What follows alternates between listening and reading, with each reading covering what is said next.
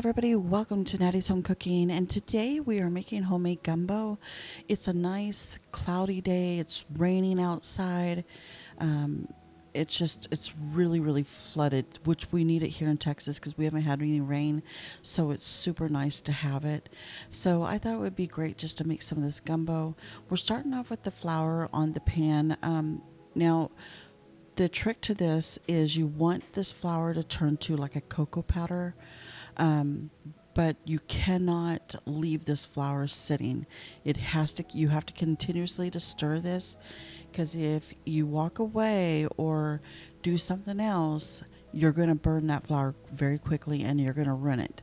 So it's very important that you keep stirring, keep an eye on it. And if you're going to let it set just for a few seconds like I do, just do it for a little bit, but not very long, because you will burn it. And you'll start to see, it will start like smelling like it's burning, but it's not. You want to continuously to keep doing this, and it will start to darken up. Mine's already beginning to darken, so I'm going to continuously to stir until, like I said, it gets to a nice dark cocoa powder. Anyway, and then once we get it to the texture that we want, we're going to go ahead and add in some oil. You can add olive oil, coconut oil, but once you do that, you need to still continuously to stir. And it may look, like I said, it may look like it's burning, but it's not. Just keep continuing to stir that, because this is what's going to make the flavor to your gumbo. And then once you add that oil in, now, and I accidentally let it set just too long, and I almost burned it. So now it's going to turn into like a dark chocolate color. So as you add in that oil, don't add too much oil. Now while that's setting and simmering to the side, I'm going to go ahead and start my grill with the charcoal and make sure that they're nice and hot before I add the meats. And these are my sausages. These were so good. They tasted amazing. They were a different type of flavor. I don't know what they were exactly, the names of these sausages. I'll have to look that up. But they were really good. And then we're going to go ahead and add in the chicken. Now the sausage we marinated overnight. My son does all the marinating. The chicken we did not marinate, which we should have, because it kind of came out a little dry when we were cooking it. But like whenever you add it to the stock, it's not going to matter, because it soaks in all that juice, so it turns out great. So anyway, we're just going to continue to grill all of our meats, our shrimp, our sausages, our chicken, our vegetables. Everything's going to be grilled, and then we're going to just add it all into the stock pan, so which is where we're doing our roux.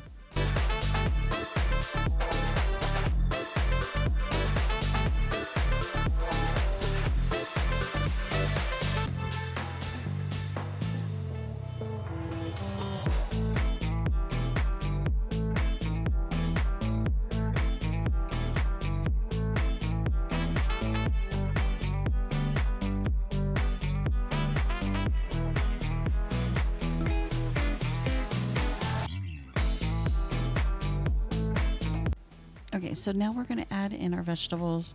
I just add in a bag of these pepper blends and onion. So, and it turns out great for it. So that's why I do it. I also do frozen okra. You can use your fresh okra if you have it, but unfortunately we didn't have a good stock this year for our garden, so we didn't get to have the okra. Now our corn turned out great.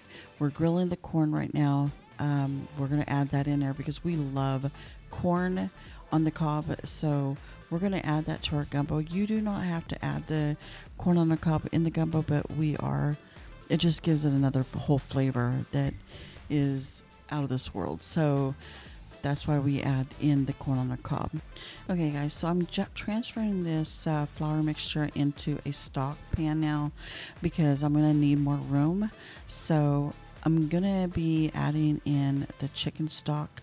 And once you start adding that chicken stock in, and by the way, that chicken stock is about 3 pounds of that chicken stock, You're going to make sure you mix as you're stirring because it will start to thicken up on you. So go ahead and add all the whole box into that.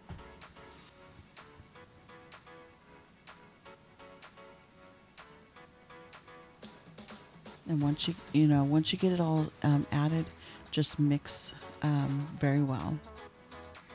And we're also going to be adding in water too, because you can't just add this, because you're going to need more juices when you go to add in all your meats, all your vegetables. And you're also going to need to add some seasonings to this as well.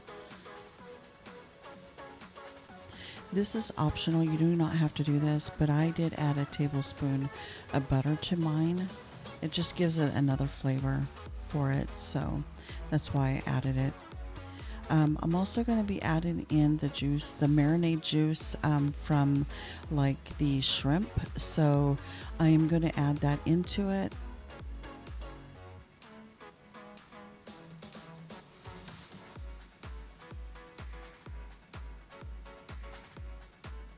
Now I'm just going to mix this up really well.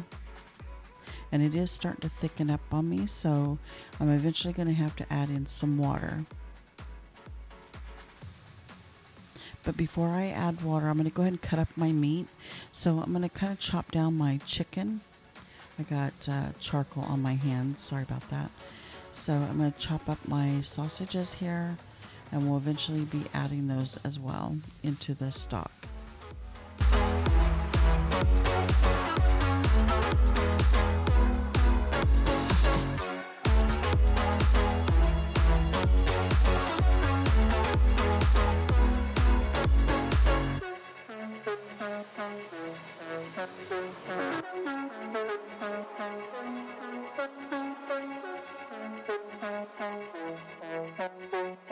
Okay guys, I'm going to add in some cayenne pepper because I want it to have that heat.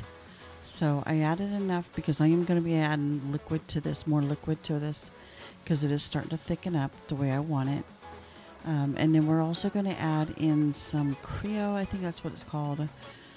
It's another seasoning for gumbo. So I'll show you that here in just a second. And we're also going to be adding in garlic powder as well. Okay, so we'll add that. And I just add about, I think it's about 2.5 teaspoons of that Creole. I think I add a little bit more once I start adding in my water as well. And all my other seasonings. And remember guys, like I've always told you in my other videos, make sure you taste the food before you serve it. I'm also adding in 3 bay leaves as well into the stock.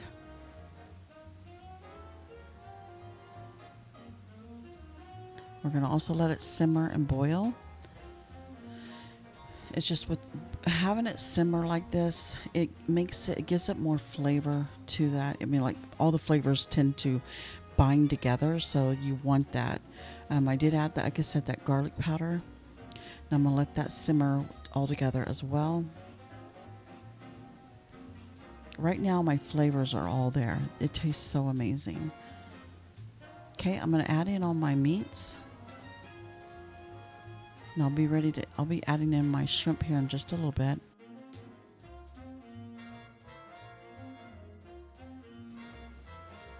So I'm going to stir this up.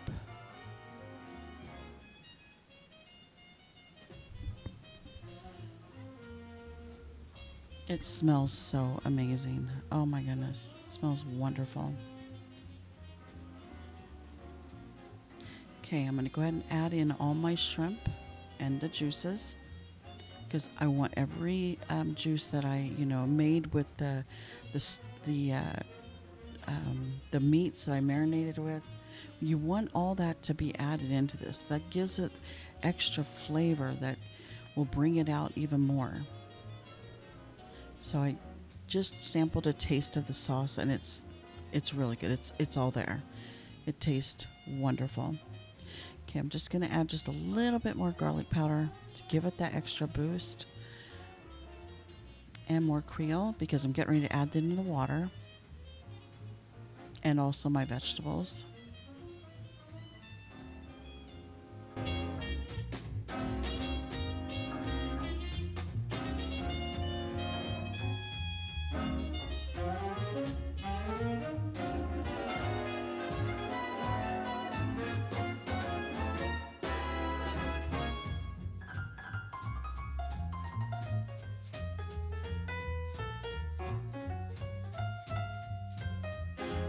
Okay, so I'm adding in my corn on the cob a little at a time.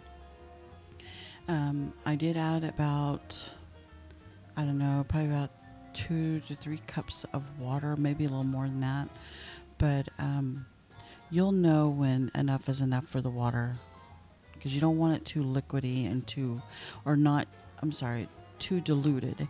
You want to make sure you have those flavors still there. So I'm going to add in all my corn on the cob. I'm going to get ready to add in my vegetables. Wow, this is so good. A lot of people don't add corn on the cob, but we do, just because it brings out, like I said, more flavor to the gumbo.